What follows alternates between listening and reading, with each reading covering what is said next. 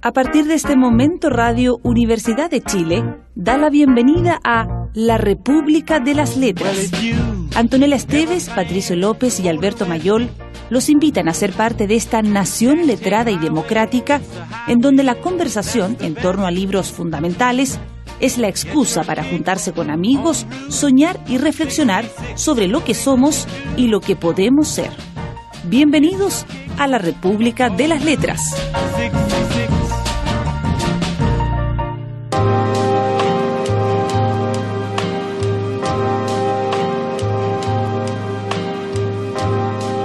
He examinado a su hijo ayer y hoy. Creo que podremos operar si se fortalece un poco más, dijo el cirujano de cerebro. No cedas, se ordenó Beard antes de que lo dominara el pánico. Debes resistirte a estos bastardos, protegerte de esa monstruosidad.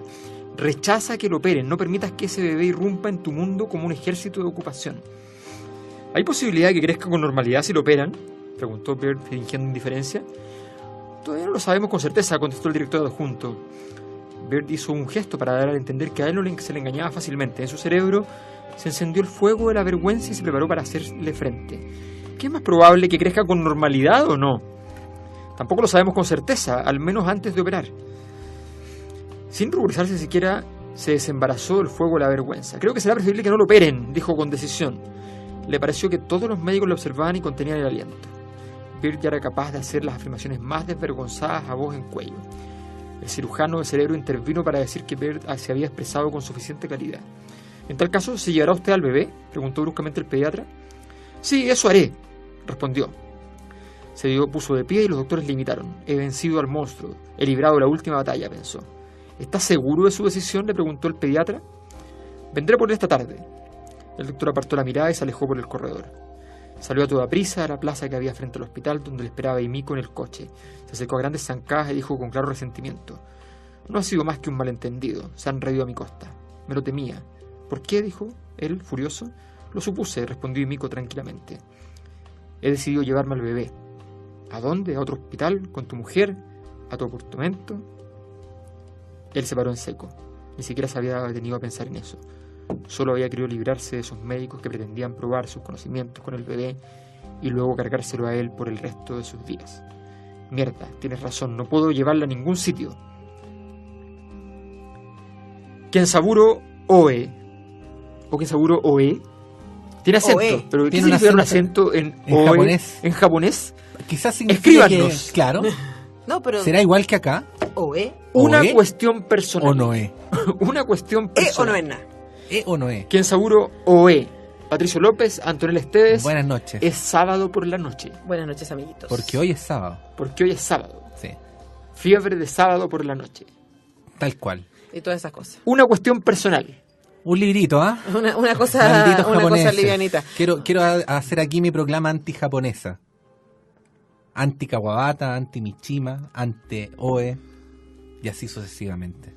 Sí. Pero, no sé, lo que pasa es que creo que lo último que leímos de Murakami, Tokyo Japón, Blues. todo fue Tokyo Blues y a mí me... No, lo último que leímos fue El Maestro del Go. Ah, de Kawabata. No, pero antes de eso leímos... Tokyo Blues. Tokyo Blues. Sí, fue el último. Y Tokyo Blues a mí me encantó. A mí también. Sí. Estaba terrible bueno. Pero en todo caso igual era para sufrir. Pero no como esto. No, es que a ver, contemos un poco. Una cuestión personal trata de la historia fundamentalmente de un padre, ¿ya? Nace un hijo que tiene... Un padre joven, 27 tiene. Padre joven, Profesor. profesor. Y tiene un hijo, lo vemos ya en escena ya ha tenido su hijo, y su hijo nace con una deformación gravísima. Es una especie de pequeño monstruo, tiene lo que se denomina una hernia cerebral. O sea, el cerebro ha salido por sobre los límites del cráneo, ¿ya?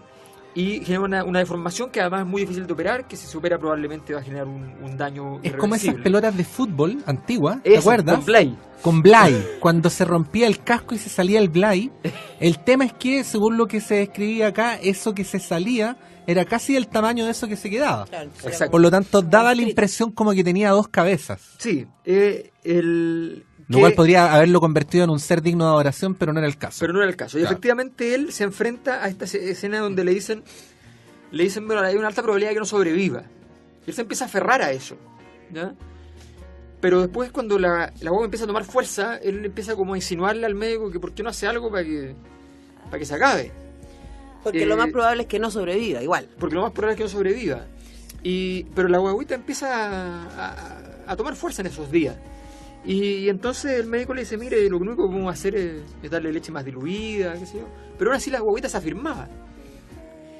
Y él llega un momento en que, entre tanto, su mujer está en el hospital y él decide, él empieza a vagar por la ciudad hasta que se encuentra con la posibilidad de ir a ver a una amiga, Himiko, con quien había tenido una aventurilla sexual hacía un tiempo. Una vieja amiga. Cuando estaban en la universidad. En la universidad. Y se encuentra con ella que, hasta donde sabía, estaba convertida en una especie de aventurera sexual. Una especie de vampira, salía a la noche y todo. Exacto. Pero te saltaste un detalle que no es menor, y es el hecho de que nuestro personaje Bert había tenido problemas de alcoholismo graves. Sí. Muy Era bastante graves. alcohólico. Y no había tomado hasta este momento cuando va a ver a su suegro, a contarle que el bebé tenía un problema, cosa que no le dice a su mujer, que solo sabe su suegro y su suegra, y ahí el suegro le regala una botella de whisky. Exacto. Y ahí entonces, ¿y qué hizo él?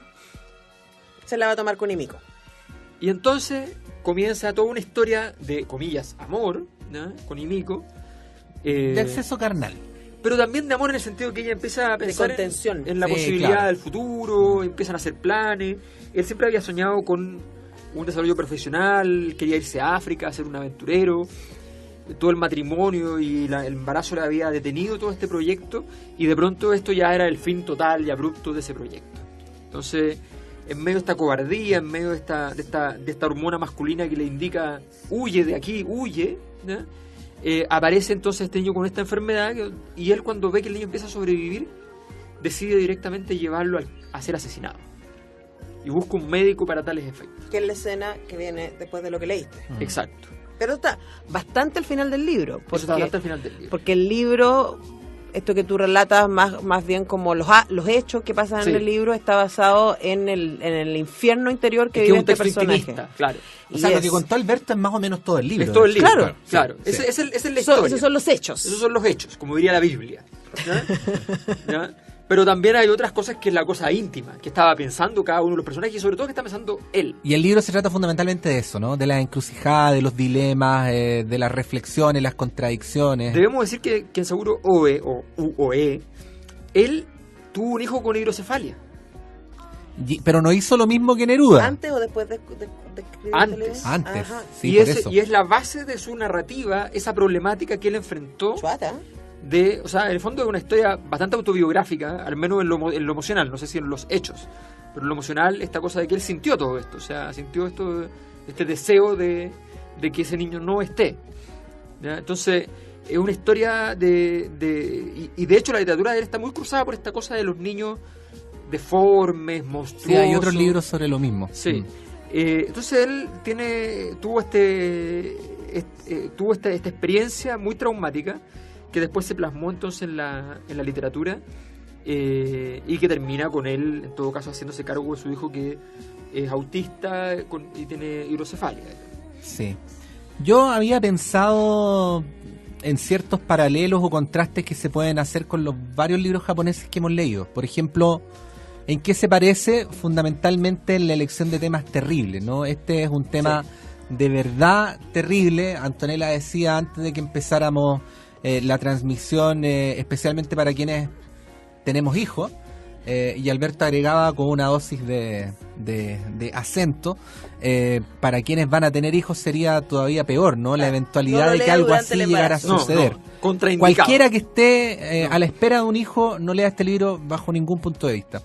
Pero es distinto en varios sentidos. Primero, no tiene esta pluma bella, poética, que habitualmente encontramos en los libros japoneses. Esta es una pluma bastante descriptiva, e incluso me dio la sensación de que había en Oe, no conozco su biografía, es una presunción nomás, una cierta formación occidental, porque no se parece esa pluma a la que habitualmente encontramos en Kawabata, en el propio Mishima, e incluso en Murakami, que es bastante occidental, pero eso lo mantiene.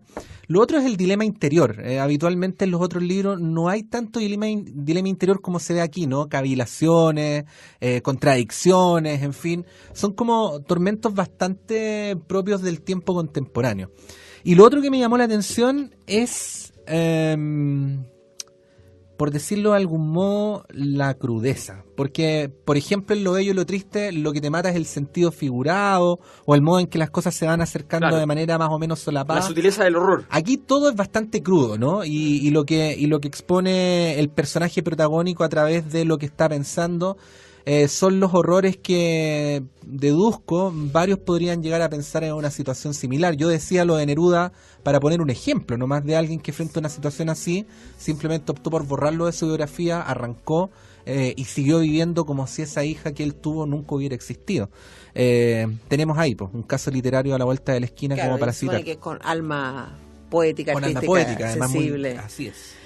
A mí claro, es un paseo por un infierno personal, una cuestión personal, básicamente. Y por eso a lo mejor me sentí tan traicionada por el final del libro, que es casi un epílogo al que llegaremos luego, pero que entiendo ahora a partir de la historia personal de Oe, que yo no sabía, pero este tema de la caída por el abismo, un poco, que es lo que pasa con el personaje de Byrd, porque él se parte en esta situación, se entera de que su mujer está en el hospital, él se entera de que este hijo es un pequeño monstruo, y así es como lo describe constantemente, este bebé monstruoso que lo persigue de alguna manera, y que lo está atando a esta realidad que él no quiere, porque él quisiera irse a África, y de hecho el libro empieza con él comprando unos mapas para irse a África, y con un dinero que él tiene ahorrado para África, que se le va a ir. Era su gran rayadura, ¿no? Era como su tierra santa, por decirlo de alguna manera. Claro, que él tenía que llegar hasta allá. Y yo diría que hasta 2/3 del libro, el libro es bastante crudo, como dices tú, en las cavilaciones de él, en su sentido de culpa y de cómo se supone que va a tener que él expiar esto que le ha pasado, pero al mismo tiempo hace que le pase, cuando decide hablar con este médico y un poco confabular para que el niño se debilite y no le dé más leche, sino más bien azúcar diluida en agua, para que el niño se debilite y se muera solo, y después cuando el niño no se muere solo, decide llevarlo a este otro médico abortista donde el niño va a ser asesinado. Que es ya hacia el final del libro, pero lo que nosotros vemos es esta caída en la perversión, que es súper interesante porque al final del libro como que se redime un poco, y se redime también Himiko cuando tú dices esta historia de amor entre comillas, que en las 2/3 primeros del libro es nada. O sea, ella, entendemos que ella también es una mujer que ha sufrido mucho, esta amiga de él es una mujer a la que se le suicidó su esposo. Así es. Y Byrd, el protagonista, estuvo ahí con ella cuando eso pasó. Él fue la persona que ella llamó para que viniera a descolgar al esposo, literalmente. Entonces lo que vemos son dos almas en dolor, tratando de consolarse, y lo hacen inicialmente a través del sexo, a través del alcohol. Claro, un sexo muy borracho, muy poca cosa. No, y además muy perverso, porque también... dando jugo. Sí, pero recordemos que él lo ve también, ese tipo de sexo, y es súper extraña la ligazón ahí, que hace como una expiación de la culpa. O sea, él dice, ahora que ya tomé esta decisión de ser un infanticida de alguna manera, ya puedo caer en cualquier perversión posible. Entonces empieza a pensar en ser masoquista y en pedirle a Himiko que sea sádica, empieza a sentir que el cuerpo femenino se transforma en esta cosa monstruosa y amenazante y hostil, que con los días y con el convivir y hacer el amor constantemente, o tener sexo constantemente con Himiko, se va transformando en volver a hacer el amor con ella. Empieza a ser cada vez más bonito. Ahora, tú dijiste algo interesante, el final, ¿no? Y el viaje que va haciendo el libro, porque el libro al final tiene un giro como súper moralista. Es muy raro. Que no guarda relación con cómo fue la trama hasta bien avanzada. A mí en general los finales moralistas como que no me gustan mucho, y eso lo podemos conversar quizás en el otro bloque, pero lo interesante es que esto que dices tú, que es el sentimiento de culpa, no es algo que esté permanentemente presente en la trama del libro ni en la reflexión de Bert. O sea, lo que en varias partes del libro a él le sucede fundamentalmente un problema práctico.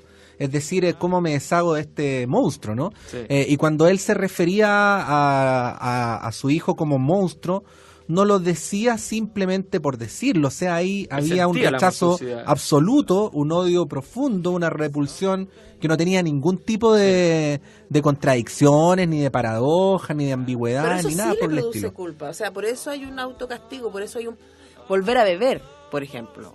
Sí, claro.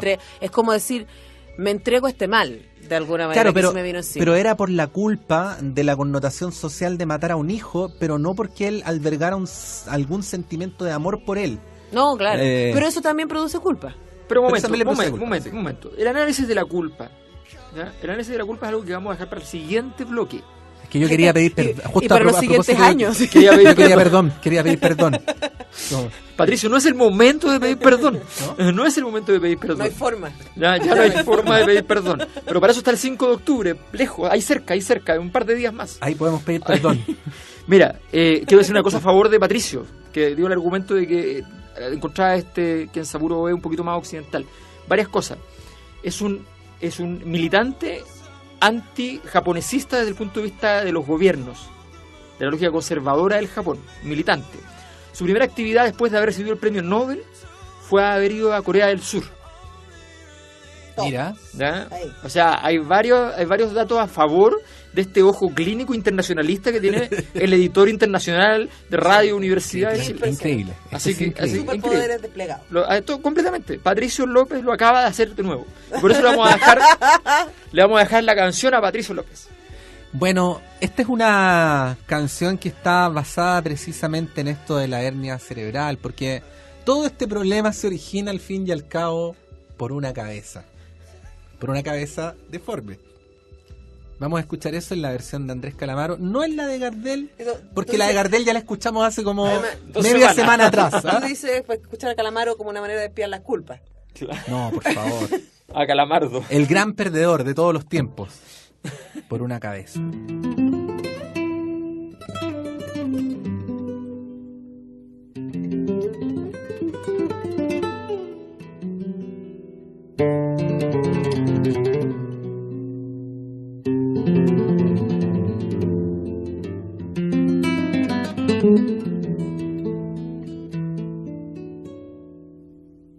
Por una cabeza de un noble potrillo que justo en la raya afloja al llegar y que al regresar parece decir: no olvides, hermano, vos sabés, no hay que jugar. Por una cabeza me tejón de un día de aquella coqueta y risueña mujer que al jurar sonriendo el amor que está mintiendo quema en una hoguera todo mi querer. Por una cabeza, todas las locuras, su boca que besa borra la tristeza, calma la amargura. Por una cabeza, si ella me olvida, ¿qué importa perderme 1000 veces la vida? ¿Para qué vivir?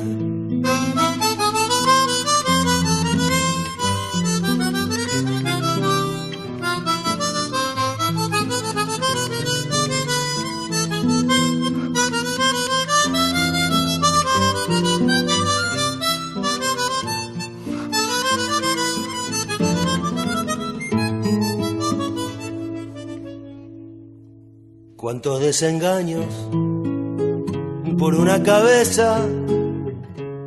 Yo juré 1000 veces, no vuelvo a insistir, pero si un mirar me hiere al pasar, su boca de fuego otra vez quiero besar. Basta de carreras, se acabó la timba, un final reñido yo no vuelvo a ver. Pero si algún pingo llega a ser fija el domingo, yo me juego entero. ¿Qué le voy a hacer? Por una cabeza, todas las locuras, su boca que besa, borra la tristeza, calma la amargura. Por una cabeza, si ella me olvida, ¿qué importa perderme 1000 veces la vida? ¿Para qué vivir?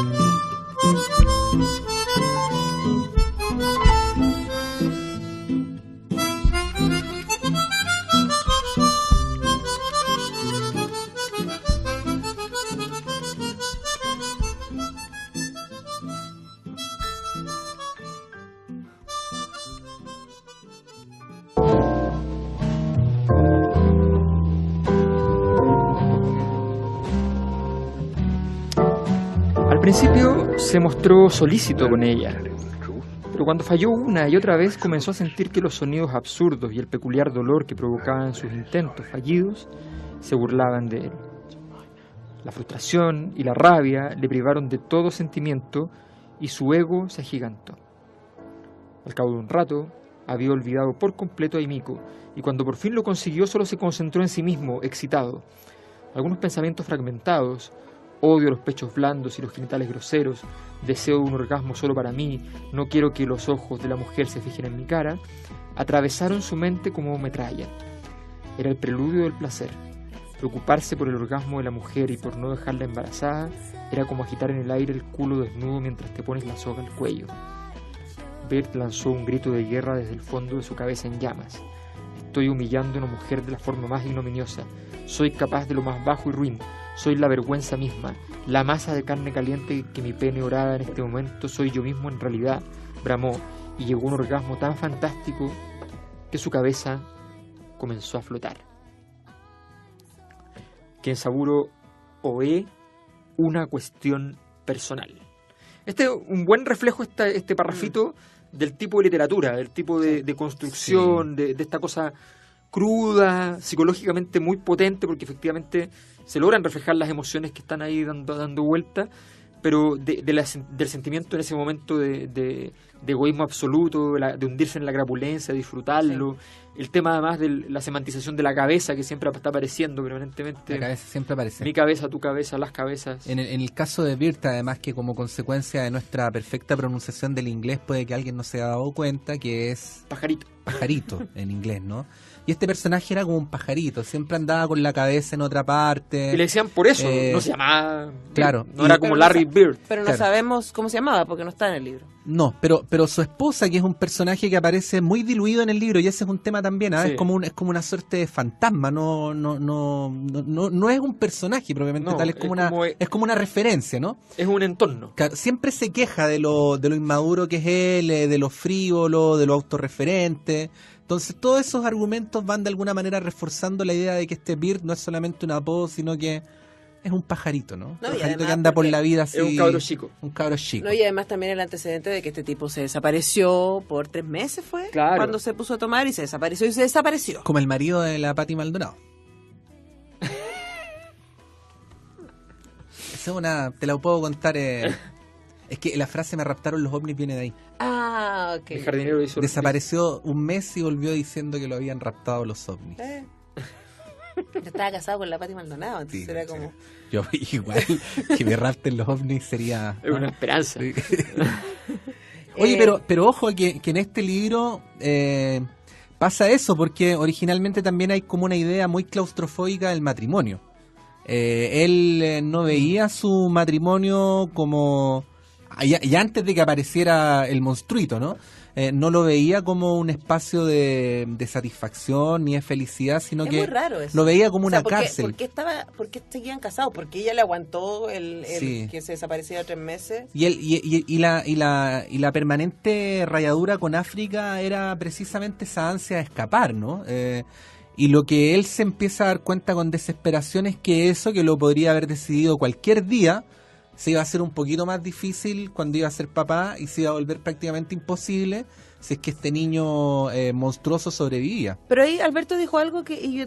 permítanme... A ver, A ver, disentir. No disentir, curiosear. Ah, en el mundo masculino, porque... chapotear en el mundo Sí. masculino. Sí, ustedes saben que yo aprendo tanto con... A ver, cuéntanos. ¿Qué Porque- quieres saber de los hombres? Porque me acordé de El último beso, ¿se acuerdan del último beso? El último bacio. La película. La película El último bacio. Sí. La película italiana, ¿tú no la viste? No, Alberto? no, Súper buena. El último Súper gallo para mí bueno. es Roberto. El último payo. No, y después tenía un hermano más joven. ¿Te Ah, acuerdas? verdad. Dino Era el Bayo, penúltimo, Dino Bayo. no era el último. El penúltimo payo. Bueno, pero Sé finalmente que se soy trata... el penúltimo Se trata de payo. una pareja estable que lleva muchos años juntos, ella se embaraza y él como que le entra el pánico. Y en esa entrada de pánico se arranca con los amigos, se mete con una lolita Sí. y... Entonces, esa es la pregunta. Este pánico que le baja a él no tiene solamente que ver con el niño monstruoso, tiene No. que ver con la paternidad. Lo del niño monstruoso es el refuerzo, pero el sentimiento ya viene. Pero claro, lo que estoy tratando de entender es si lo que Ove pone acá, lo del niño monstruoso es más bien un síntoma de un terror o de un temor que es común al mundo masculino, el tema de la paternidad, o hay casos aislados. No, yo creo... A ver, voy a decir algo que es muy políticamente incorrecto, ¿Cómo? pero voy a decirlo, porque estoy en una Me gusta etapa... decirme, ¿cómo me preguntan? Me gustan estas conversaciones Estoy de en un literatura. momento de mi vida donde ya puedo cometer estos errores. ¿Ah? Eh, Ten cuidado. No, pero yo estoy hablando del libro, ojo. No, Yo también. la pregunta es Ah, genérica, no, pero perdóname. por favor, estamos hablando del libro. No, mira, el asunto es el siguiente. Yo hice una Estoy pensando, investigación. sí, la cabeza es un símbolo. Yo hice una investigación. Bueno, en fin. Ya. ¿Estás seguro que, Es una que Claudia investigación- está haciendo otra cosa esta No, hora? no, Sí. sí, es que yo hice una investigación Ya. con Es el sociólogo, animales. es el No, sociólogo. con animales. Ah, ya. Etológica. Ah, sí, ¿Qué hemos hablado hiciste con de Samba. animales? Yo investigué cuando quedó embarazada. Yo dije, como voy a ser papá, dije que mi perra tenga antes guaguitas para poder ver qué es esto. Sí. Entonces, Samba. Samba, que se embarazó y más rápidamente tuvo los cachorritos. Y el papá fue y amablemente iba a verla y qué sé yo, y de repente procreó. ¿Ya? Y cuando nacieron, cuando empezó el embarazo, como que se empezó a desaparecer el perrito. Cuando nacieron las guaguas, desapareció por completo. ¿Ya? Lo llevaron de vacaciones los vecinos, volvió, ¿ya? Y se hacía el loco, así como que nunca iba a saludar a Samba. Y antes siempre iba. Y antes, a todos los días, a saludarla. ¿Ya? Y cuando se fueron los últimos cachorritos, él empezó a volver tímidamente a la casa. Así como, hola, ¿cómo están? Cuando Tanto ya no tiempo. había hijos. Ya no habían hijos. Hasta que quedaba uno nomás por ahí dando vueltas, hasta que los vecinos se llevaron al hijo. Y él se escondió en su casa, ¿ya? Se escondió de su hijo durante varias semanas, hasta que tuvo que asumirlo. Ah, los vecinos se llevaron a la casa del A uno de los padre. cachorritos, al último cachorrito que quedaba. Y el padre no quería nada. Y no quería nada con hijos, ni ex señora, ni nada. O sea, hay algo ahí que te hace huir. Ya, pero lo que estoy diciendo, eso que está ahí, eso que está aquí en el libro, ¿creen ustedes que es una cosa particular que le pasa a algunos hombres? ¿O más bien hay algo? ¿Cómo se supone que existe? Que yo no sé si existe, porque no soy mamá, en las mujeres que hay está como sentido de profundo de que la naturaleza las llama. Hay en los hombres exactamente el contrario. Yo creo que Lo que yo sí podría decir es que hay algo que no sé si es puramente instinto o también es cultural, y que es esta sensación de que cuando a la mujer le pasa, ella sabe que viene predestinada para eso. En cambio, cuando los hombres nos enteramos, es una situación que te supera absolutamente. O sea, tú no te imaginas cómo es eso de tener un hijo. O sea, desde las cosas más prácticas como mudar, limpiar, enseñar a caminar, hasta hacerse responsable de otro ser vivo. Claro. Es una experiencia que uno no logra transmitir lo increíblemente sorprendente que es el nivel como de incertidumbre que te produce hasta que te toca vivirlo. No, pues claro, lo que estoy pensando es en la perturbación. Es que eso se traduce en perturbación. Eso se produce, sí, es indudable. Lo que pasa es que yo creo que incluso al revés, yo creo que socialmente está un poco más domesticado, sobre todo ahora. Pero yo creo que los padres están más presentes. Sí, y que socialmente además está estar presente, o sea, sí. que en el fondo... Que sea bonito. Ahora yo no estoy hablando de... El chiquillo con la guagua. Si no estoy adentro del parto, eres un animal, digamos. Pero además yo no estoy hablando de cómo lo procesas a los 4 o 5 meses, sino del primer golpe. El primer golpe claro. Es una cosa que es como, ¿qué? Pero ¿cómo yo me voy a hacer cargo de otro ser vivo? ¿Y por qué tengo que cambiar toda mi vida? Sí, claro. ¿Por qué? Si a mí no me prepararon para esto, a ti te educaron desde los 5 años... cuidando muñecas, digamos. Es crudo, pero así es. Eso me pregunto, sí. ¿No? Lo que estoy preguntando. Uno se aferra a su auto. Lo que estoy pensando es que si hoy está hablando de otra cosa y además de lo que está hablando. Y también siempre... También está hablando sí, de otra cosa. Sí. Pero está hablando también de una sensación que yo creo que es universal. Sí, pero además estoy pensando en el contexto. Porque no sé de qué año es este libro. Pero él nació en el 35, entonces a él... Creo que 60 y tanto, creo. 67, ¿no? 64. 64. Pero a él le tocó ser adolescente. Su hijo es del 63. ¿Ah? Su hijo es del 63. Claro, a él le tocó... Este libro vendría a ser como la primera respuesta... a su... Claro, pero también a mí no me deja de sorprender lo que tiene que haber sido para esa generación japonesa que perdió a su padre.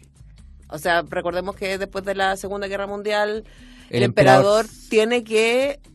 rendirse. Y dimitir. Y en el caso japonés, desde la ignorancia que uno tiene desde acá, ¿cierto? Pero lo que yo trato de entender es que ahí había este cruce, ¿cierto? Entre emperador, Dios, sí. Padre. Entonces también está esta desolación de ser la primera nación y única, esperamos, que fue atacada por bombas, pero además que luego estuvo bajo control norteamericano. Culturalmente también, y eso también explica un poco la escritura. Y que después el retorno al imperio es bajo la amistad, comillas, con Estados Unidos. Sí. Perdonando al enemigo. Entonces también yo creo que se cruza un poco este tema ahí del contexto al que le tocó, ¿no? Nuevamente yo bajé un par de investigaciones sobre el autor. Entonces me puse a revisar y efectivamente él, uno de sus grandes temas es el tema nuclear. O sea, cómo Japón no procesó, no abordó, o sea, ¿cómo es posible, se pregunta él, a propósito de Fukushima, por ejemplo, cómo es posible que a Japón le pase algo así, que Japón haya traído energía nuclear así como si nada, ¿ya? Con toda su historia, digamos, ¿cómo es posible que no hayamos tomado en consideración? Pura negación. Claro, entonces él está tratando... Pero de la negación salen los monstruos, o sea, finalmente. Bueno, es que de hecho ese es otro tema, que efectivamente, si tú lees al principio, la imaginación, lo que Kenzaburo te inventa de lo que es este niño monstruo, es radicalmente más monstruoso de lo que es el niño. Sí. Cuando al final te empiezas a escribir el niño, tú quedas así como, bueno, sí, es bastante, tiene 2 cabezas prácticamente. Claro. Pero aparte de eso, no hay más. ¿Ya? O sea, y él al principio te describe una monstruosidad espantosa que tú te imaginas realmente algo... O sea, que es tan monstruoso que es indigno de amor. Claro, ese nivel. A ese nivel. No es humano. Es como el monstruito no del bebé Rosemary. Que por eso no... Claro. Es como ese monstruito. De Rose. De Rosemary. Fin. De Mary Rose. De Mary Rose. El bebé de Mary Rose. El bebé de Rose McGill. Bueno. De Harpa. De Harpa, como corresponde. ¿Escuchamos algo más? Escuchemos algo más. ¿Quieres ir tú o quieres que vaya yo? No, voy yo. ¿Voy George? Voy George. Pero no vamos a escuchar Voy George, vamos a escuchar Alfa, que lo hemos estado escuchando de fondo. Siempre me acuerdo demasiado tarde de las canciones. Aquí venía perfecto, es un buen tipo mi viejo. En fin, Piero, volverás. No. Y Esteban Silva también. Me pasó que el libro pasa bastante tiempo dentro de la guarida de Himiko, que es la amiga de él, que es esta mujer de luto eterno que también de alguna manera vive en una especie de limbo culposo, pero al mismo tiempo sexual de salir y culpógeno, más que pero culposo. viste que es como raro. Y yo me imaginaba, a mí este disco me encanta. De hecho, el médico que iba a matar a la guagua se acostaba antes con Himiko. Y durante también, o sea, claro. Pero me recordó mucho un poco la atmósfera que crea este disco, que es lo que estamos escuchando de fondo, que se llama Come From Heaven, que es un disco de Alfa, que es un disco muy bonito, digámoslo, pero que tiene esta cosa como nocturna, como apagada. Y de ese disco vamos a escuchar Somewhere Not Here, a propósito de él que se quería ir a África.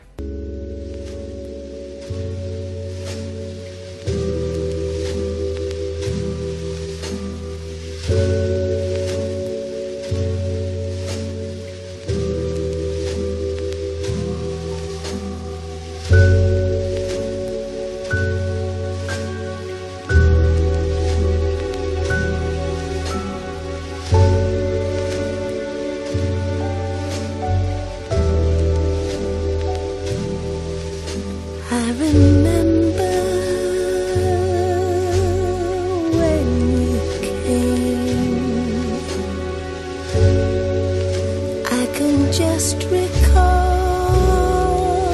that day, unexpected, undetected. If I'd have known, I still would have done it.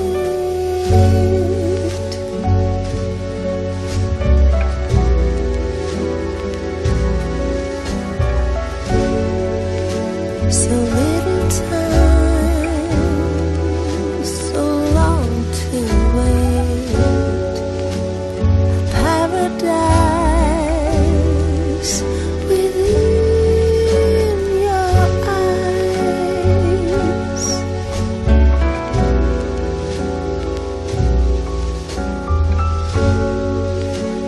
All the things I could tell you, all the things I could show you.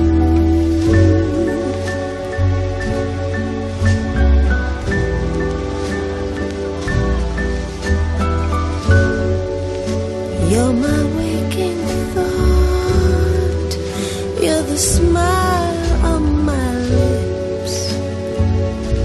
I dream, I see your face, I see and dream of you.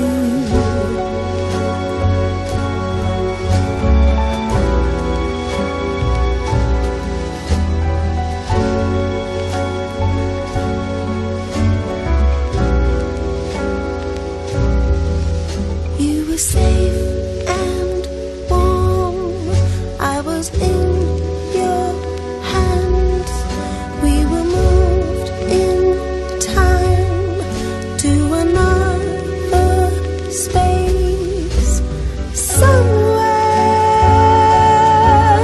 not here, somewhere not here.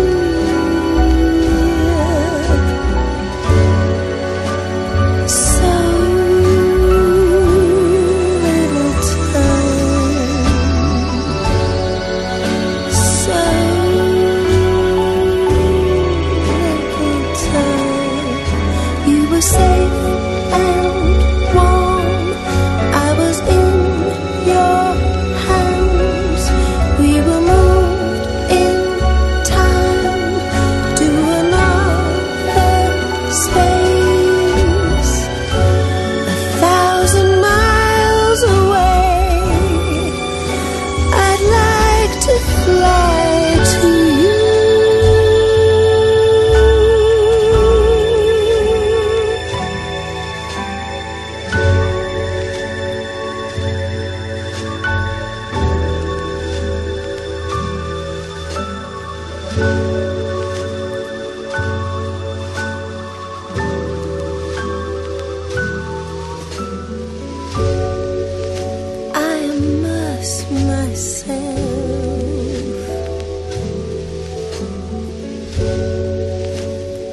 dream, I see your face.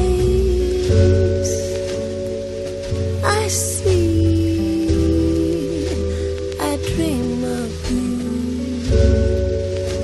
If you were here, we'd watch. If you were here, we'd see.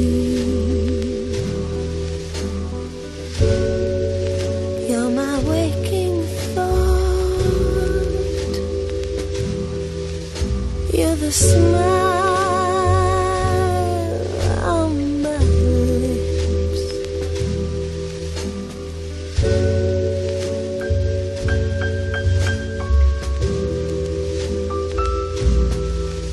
You were safe and warm. I was in your hands. We were moved in time to another space. Somewhere not here. I know you are somewhere not here. You're my waking thought. You're the smile on my lips. Are you thinking of me? Do I invade your sleep? A paradise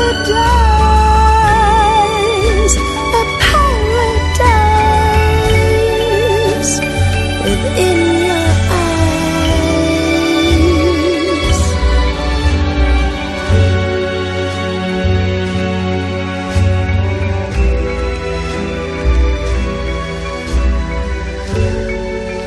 I remember when you came. I can just recall that day. Somewhere not here. Somewhere not here.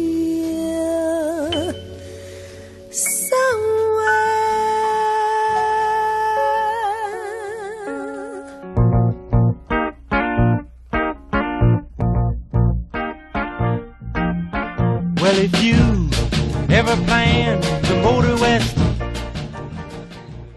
This stretch right now, our team is settling for what the defense is giving him right now, rather than force something at the hoop. But he's been making Bird permaneció en silencio, con las mejillas ardiendo en la oscuridad, y Miko se quedó inmóvil. Bird, si se tratase de algo que también me afectara a mí, que pudiese compartir contigo, entonces podría ayudarte mejor. Su tono era afectuoso. Tienes razón. Es una cuestión personal. Cuando estás solo dentro de una cueva privada, al final llegas a una salida lateral que conduce a una verdad que te concierne a ti y a todo el mundo. Eso recompensa los sufrimientos padecidos. ¿No le ocurrió así a Tom Sawyer? Tuvo que sufrir en una cueva oscura, pero al mismo tiempo encontró el camino hacia la luz y un saco de oro. Sin embargo, lo que experimento ahora es como cavar en solitario el pozo vertical de una mina, recto hacia abajo, hacia una profundidad sin esperanzas y que nunca se abrirá al mundo de nadie más. Así que aunque sude y sufra en mi cueva privada, mi experiencia jamás le importará o concernirá a nadie. Lo único que hago es cavar y cavar, algo estéril y vergonzoso. Esta vez Tom Sawyer está en el fondo de un pozo sin salida y no me sorprendería que enloqueciera. Una cuestión personal. Kenzaburo Oe. Así con el tono. Así con el tono. Bueno, ahí también tiene un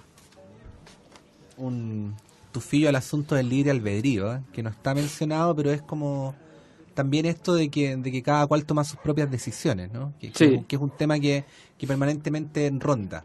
Hay otros libros donde la cosa tiene que ver más con que las circunstancias son las que determinan los comportamientos de las personas. Aquí el hecho de meterse tanto en la encrucijada, en la cavilación del protagonista, hace que de alguna manera se transmita la idea que al fin y al cabo cada uno es soberano de las decisiones que toma. Pero voy a dejar planteado para el bloque siguiente, porque en este momento vamos a saludar a Clepsidra, pero voy a dejar planteado.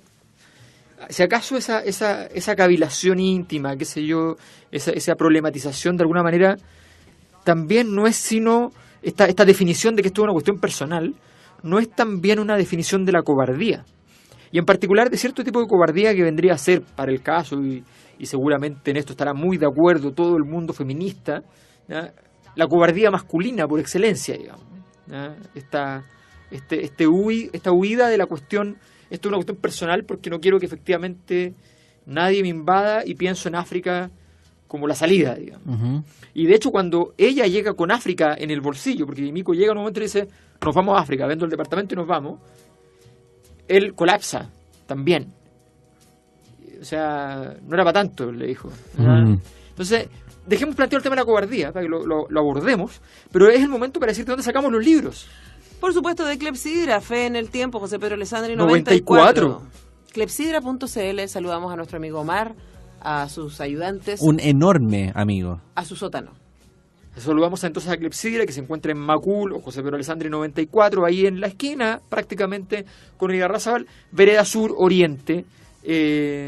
Donde terminan los paneles verdes detrás de los cuales se está construyendo la estación del metro, ahí donde terminan. Ahí. O si viene del otro lado, si viene en el sentido Antes de contrario que hacia donde voy yo, ¿ah? Antes de que empiecen, ahí está. Ahí está, Clepsidra. Sí. Bueno, y saludamos también a nuestros amigos en Facebook y a nuestra querida Camila, que nos ha provisto de los podcasts para ponernos al día. Así que eso. Pues. ¿Estamos al día con los podcasts? Estamos al día con los podcasts. ¡Guau! Así están las cosas. ¡Wow! Así bueno, que para que nos visiten en Facebook, sean nuestros amigos, y si no, también en nuestro blog, republicadelasletrasblog.com, ahí también está el link para que puedan escuchar los podcasts. ¿Seamos amigos? vamos a ir al cuarto ser mi bloque, amigo? no sin antes escuchar a un autor muy pertinente para este momento, cantautor chileno, Carlos Cabezas. Bailando en silencio.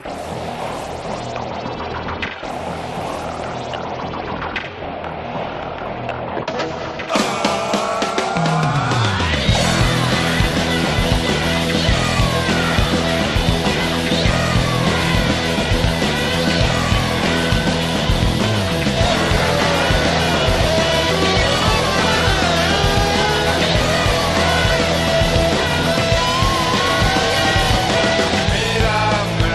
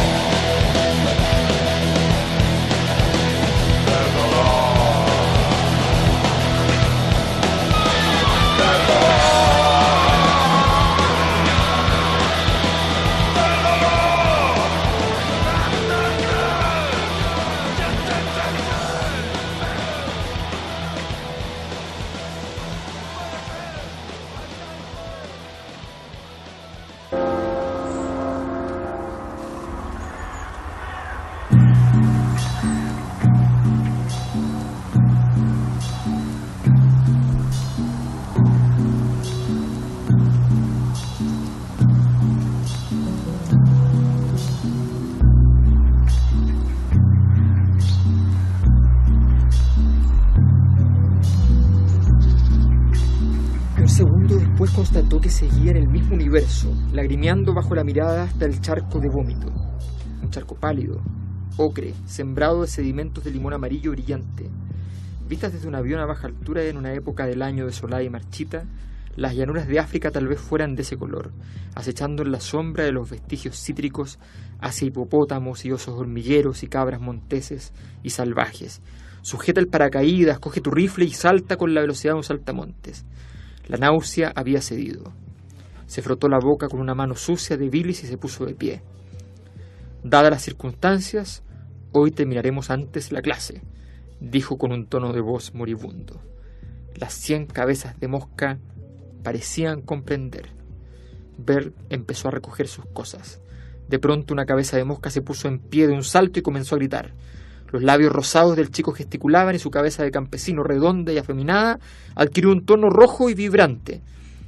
Pero la boca amortiguaba sus palabras y tenía un leve tartamudeo. Resultaba difícil comprender lo que decía. Poco a poco se aclaró. El alumno había criticado el insólito comportamiento de él frente a su clase, pero cuando comprobó que éste solo respondía con un aire de perplejidad, se lanzó al ataque como un demonio. Porque él vomitó en clase porque está Un poquito mal. con la terrible de caña. ¿A quién no le ha pasado? Lo decimos aquí 3 académicos. A mí no me ha pasado. ¿A quién no le ha pasado? A ver, una le ha pasado cosas terribles en clase, pero eso no nos ha pasado. Yo conozco profes que por eso hacen clases de las 5 o 6 en adelante. Esa es una medida precautoria que no hay que descartar. Bueno, no vamos a decir lo que termina pasándole con el personaje para dejarles algo de misterio. Sí. Ken Saburo, hoy es una cuestión personal y estamos en el cuarto bloque donde vamos entonces a ir cerrando el análisis. Vamos un poco al final. Sí, yo la verdad me pasó con el final porque este espiral decadente en que se mete el personaje y que uno piensa que en algún momento ya se resolvió, él saca al niño del hospital, que fue lo primero que leyó Alberto. Su amiga le recomienda entonces este doctor que hace un medio trucho para que finalmente mate a la guagua. Es como ese doctor de los Simpsons, ¿no? Claro, como ese doctor de los Simpsons. Para que finalmente mate a la guagua y ellos planeando irse a África. Y están en eso, están en un bar de un ex conocido de ellos, un ex compañero también de ellos. Y están ahí cuando él le baja la buena voluntad, porque siempre él dice, o yo tendría que haberlo matado desde el principio, o yo tendría que haberme entregado del todo para salvarlo. Que no hay términos medios. Que no hay grises. Y él dice, no, todavía puedo ser absolutamente bueno, y va y salva al cabro chico. Y lo que vemos en casi el epílogo es que al niño lo operan, que no era tan grave, que va a poder llevar una vida relativamente normal, aunque con una pequeña deficiencia en el aprendizaje. Exacto. Y que son todos muy felices. Era el final del otoño, cuando él descendió las escaleras tras despedirse del cirujano. Sus suegros le recibieron con una sonrisa frente a la unidad de cuidados intensivos. Su esposa estaba de pie en medio de ellos con el bebé en brazos.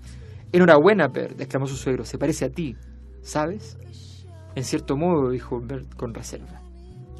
Ahora, lo que a mí me pasó con eso fue, no sé si lo hemos discutido antes con otro libro, pero un poco como el final de El gabinete del doctor Caligari, que le pusieron un epílogo para que la gente se quedara más tranquila. Entonces, el Perversa Luna de Hiel de Polanski. Sí.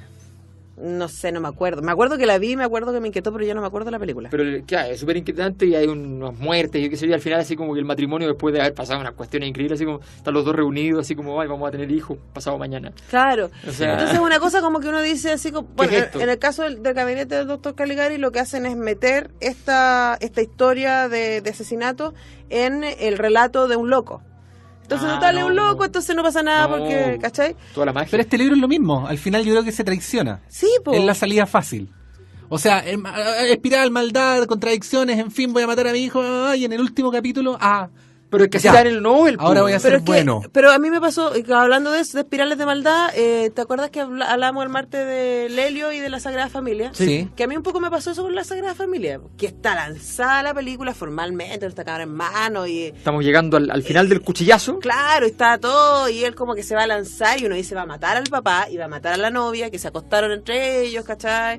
Y hay sexo, drogas y rock and roll y hay homosexualidad entre medio, o sea, como ya todo así como súper loco. Parece el Congreso.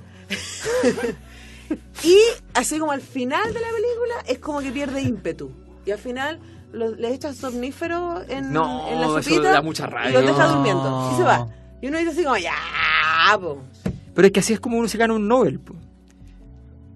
O sea, ¿te vas con todo o no te vas? Tú decís que uno se O gana sea, todo tú eso. dices que el único camino de llegar al Nobel es escalando por sobre las cabezas Producir del destrucción, lector destrucción, burgués. Y de repente Claro. decirle, ay, pero hay una salida, hay un Sí, camino. sí. Ahora, en todo No era- caso, no era pa' tanto. el camino de redención también lo vive Oe en su vida. Sí, es que Entonces- yo lo entiendo ahora, porque cómo no podías terminar el libro de otra manera si tenía túnica. Ya, pero en resumen, el libro, ¿qué onda? A mí me pareció un libro muy interesante, pero en el final...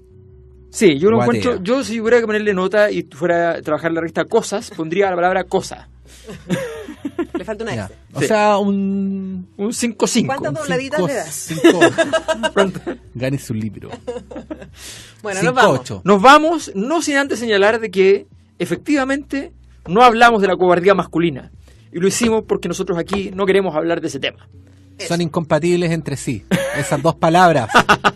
Por eso nos vamos. Por eso nos vamos, Pero sí. podemos hacerlo en la cena. Este cuarto bloque nos saltamos todo eso y nos vamos. De este sábado al que viene a las 9 de la noche, como siempre, los estaremos esperando con un nuevo libro. Estamos discutiendo. Estamos en eso. Estamos en eso. ¿Viste, Estamos Alberto, entre- para qué sirve tener 2/3 del Congreso? Mira, ¿Mm? eso es lo ¿Ah? importante. Eso es lo importante. ¿Ves tú? ¿eh? Ya. El binominal. Nos vamos. Chao, chao. Antonella Esteves, Patricio López y Alberto Mayol y su República de las Letras regresan la próxima semana con un nuevo libro y nuevas conversaciones. Los esperamos. Homebrew